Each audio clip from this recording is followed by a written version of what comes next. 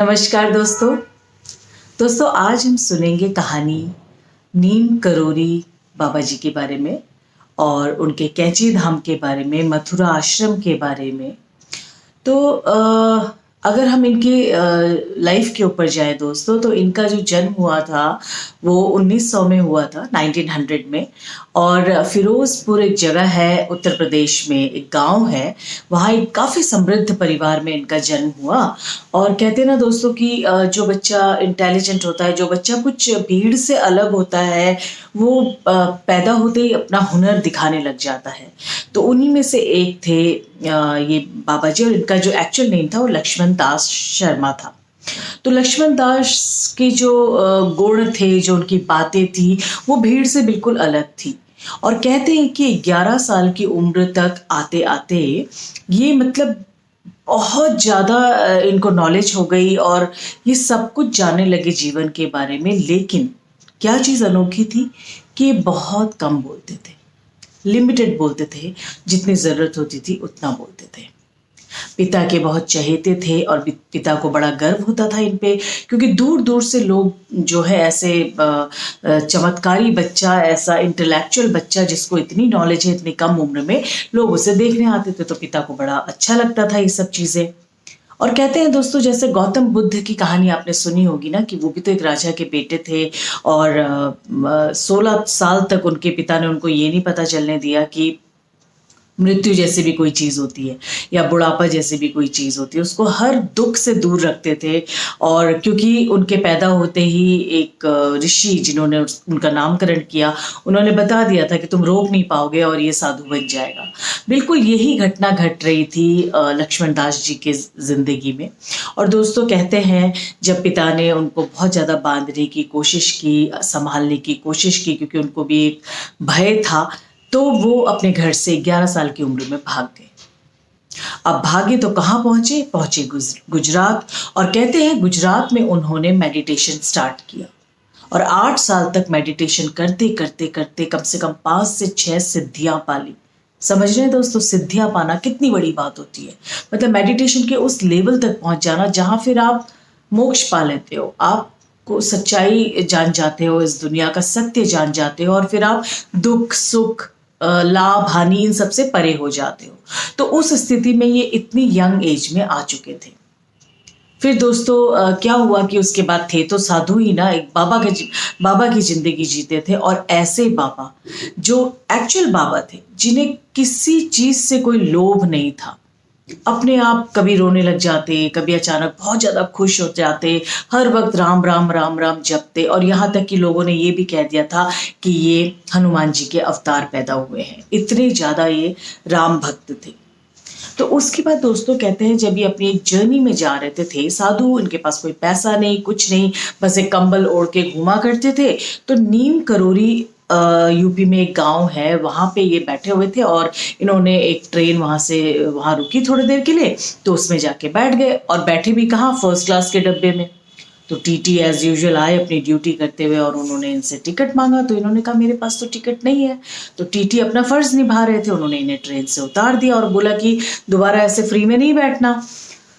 बाबा थे दोस्तों, जाके चुपचाप से वहीं बैठ गए और पता नहीं क्या सोचने लगे, बस बैठ गए। लेकिन कमाल की बात ये बताई जाती है इनके बारे में, एक कहानी काफ़ी प्रसिद्ध है कि उसके बाद वो ट्रेन वहाँ से चली ही नहीं। बहुत कोशिश की गई, टेक्निकल फॉल्ट ढूंढे गए। तो तभी जो है टीटी, जो थोड़े से आध्यात्मिक थे, उन्हें ऐसा लगा यार ऐसा तो नहीं हुआ कि मैंने इनका अपमान किया इस वजह से हो गया। उन्होंने जाके उनसे बात की, उनको ट्रेन में बैठाया। अब ये इसे आप चमत्कार कहिए या उनका विश्वास कहिए दोस्तों, कि ट्रेन चलने लगी। लेकिन कहते हैं लक्ष्मण दास जी ने ये शर्त रखी कि आज के बाद कभी किसी साधु को किसी ट्रेन में बैठा देखो तो उसे तंग मत करना, उसे माफ कर देना, क्योंकि साधु, जो रियल साधु होगा, उसके पास सच में पैसा नहीं होगा। और दूसरी बात कि ये गांव बहुत अच्छा है, काफ़ी प्रसिद्ध होने वाला है आगे चल के, तो हो सके तो यहाँ के लोगों के लिए यहाँ पे एक रेलवे स्टेशन बना दो। और उनकी दोनों शर्तें मानी गई दोस्तों। फिर कहते हैं इन्होंने हिमालय की तरफ अपना रुख किया। और मैं बहुत सौभाग्यशाली हूँ दोस्तों कि ये आए हमारे पहाड़, हमारे उत्तराखंड में कुमायूं में, और आज कैंची धाम में, जो कि भवाली में स्थित है, वहाँ इनका बहुत बड़ा आश्रम है। अब इस आश्रम को कैची धाम क्यों कहते हैं? तो दोस्तों जब आप एक ऊंचाई से, इनका ना जो मंदिर है, जो धाम है, वो काफी नीचे घाटी में है। तो जब आप उतरते हैं उस घाटी की तरफ तो आपको एक बहुत ऊंची रोड से आना पड़ता है, और उस रोड में जो है ना एक कैची की शेप की बन जाती है वो रोड, इसलिए उसे कैची धाम कहा जाता है। वैसे नीम करोली धाम के नाम से ये जगह प्रसिद्ध है। इनकी समाधि है यहाँ पे, इनका मंदिर है यहाँ पे, और कहते हैं यहाँ आके वो रहने लगे और बिल्कुल सिंपल तरीके से रहते थे। एक मंदिर में जैसे एक साधु रहता है उस तरीके से रहते थे। जब मन करता था पेड़ के नीचे सो जाते थे, बस एक कंबल ओढ़े रहते थे, और लिमिटेड टॉक, बहुत कम बातें किया करते थे लोग। और इनको नहीं शायद उस चीज का वो चीज महसूस होती थी लोग, लेकिन दोस्तों जो लोग इनसे एक बार मिलने आते थे वो इनका चमत्कार देख के दंग रह जाते थे। तो ऐसी एक बहुत इंटरेस्टिंग कहानी अगर मैं आपको सुनाऊं तो इनके जो सबसे बड़े भक्त माने जाते हैं दोस्तों, उनका नाम है रामदास, और अभी अभी उनका देहांत हुआ है कुछ ही दिनों पहले। तो रामदास जी जो थे दोस्तों, उनका एक्चुअल नेम था एल्फर्ड, मैं आगे आई एम सॉरी भूल रही हूँ। तो वो आए अमेरिका से, वो हार्वर्ड यूनिवर्सिटी में पढ़ाते थे और केमिस्ट थे काफ़ी बड़े।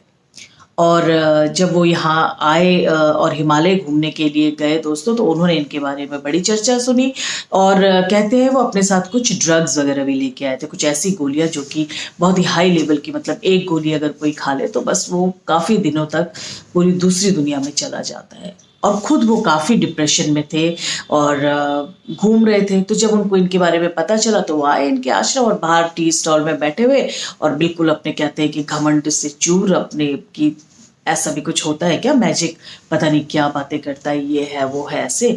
तो वो तभी कहते हैं कि उनके कंधे पे जो है बाबा जी ने हाथ रखा और कहा, बेटा कैसा है, और माँ की मृत्यु का इतना दुख हो गया तुझे कि तू इतना डिप्रेशन में चला गया, तुझे तो जीवन मृत्यु का पता होना चाहिए ना, ये तो आने जाने वाली चीज़ है। कहते वो पल था दोस्तों, और एल्फर्ड जो है वो, उन्होंने इमीडिएटली सरेंडर कर दिया उनके आगे। और बाबा ने उनके हाथ में जब गोलियों के वो 3-4 पैकेट थे उनके पॉकेट में, तो बोला ये क्या है तेरे पास? तो उन्होंने कहा कि खाएंगे आप? उन्होंने कहा हाँ हाँ खिला। का सोच लीजिए एक ही दूंगा, बहुत ज़्यादा स्ट्रांग है। उनका दे तो सही, कोई बात नहीं। और कहते हैं दोस्तों एक गोली की बजाय उन्होंने मुट्ठी भर के वो गोलियां जो थी खा ली। अब उसके बाद रामदास जी इंतज़ार कर रहे कि हे भगवान अब तो ये आदमी बचेगा नहीं और मेरे ऊपर इल्ज़ाम आ जाएगा, ये तो सच में मतलब चमत्कार ये तो है ही, और मेरे हाथों एक हत्या हो जाएगी, ये बहुत गलत हो गया।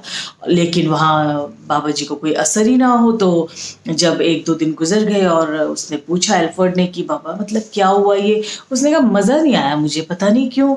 तेरे को नशा करना है ना, तू नशा चाहता है तो एक बार तू ऐसा कर, मेरी दुनिया में आ जा, फिर देख मैं तेरे को कैसा नशा कराता हूँ। ये सारे नशे फेल है उसके आगे। दोस्तों उस दिन से उन्होंने अपना नाम जो है रामदास रखा, और अपने आखिरी सांस तक वो नीम करोली बाबा जी के भक्त बनकर रहे।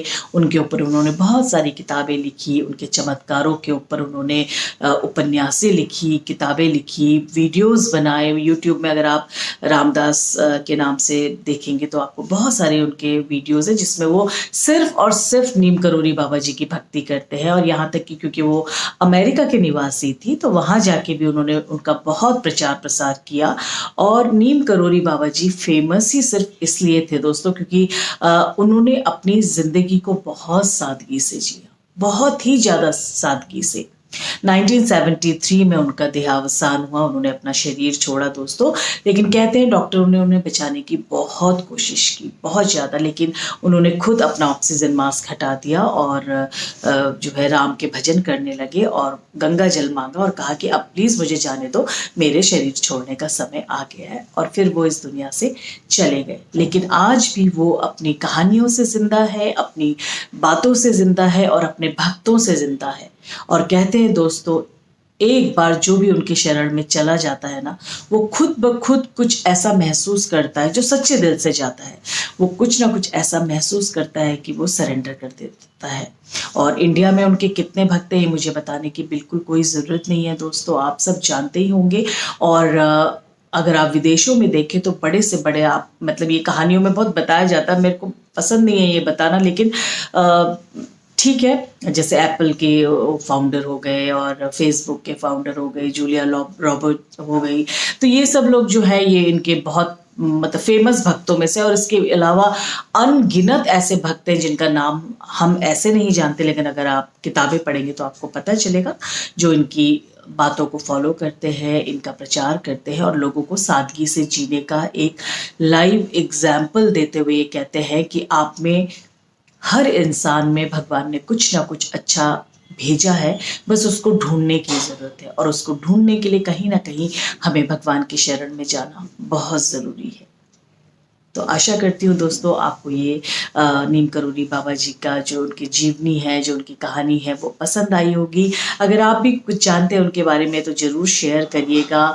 और लास्ट में सिर्फ और सिर्फ यही कहना चाहूँगी कि जब भी अपने जीवन में गुरुओं को चुने दोस्तों, तो बहुत सोच समझ के चुने। गुरु वो होता है जो हम कहते हैं ना, बाबा बन के क्यों घूम रहे हो। आपने देखा होगा हम लोग घरों में बहुत बोलते हैं, अरे बाबा बन के क्या घूम रहे हो, साधु बन के क्या घूम रहे हो। इसका मतलब क्या होता है? इसका मतलब होता है सादगी, सिंप्लिसिटी। इसका ये मतलब नहीं होता कि आप मर्सिडीज से उतर रहे हैं, आप करोड़ों करोड़ों लोगों से पैसे ले रहे हैं उनको ज्ञान देने के लिए, आप इतने बड़े महल नुमा आश्रम में रह रहे हैं और लोगों को, मतलब आप समझ रहे हैं मैं क्या कह रही हूँ। तो इसीलिए प्लीज़ अपना गुरु चुनने से पहले 10 बार सोचें, ये देखें कि वो आपको लूट रहा है या वो आपको अपना ज्ञान लुटा रहा है बिना किसी कॉस्ट के। आशा करती हूँ आपको ये अच्छा लगा होगा मेरी बातें, और मेरी बातों को ध्यान दीजिएगा। फिर मिलती हूँ आपसे बहुत जल्दी, तब तक के लिए नमस्कार। Thank you for watching. आपने मेरे इस व्लॉग को देखा, इसके लिए मैं आपसे आभारी हूँ। और अगर अभी तक आपने मेरे चैनल को सब्सक्राइब नहीं किया है तो प्लीज़ करिए और बेल आइकन दबाना मत भूलिएगा, ताकि आपको मेरे कहानियों के, मेरे व्लॉग्स के नोटिफिकेशन रेगुलरली मिलते रहे।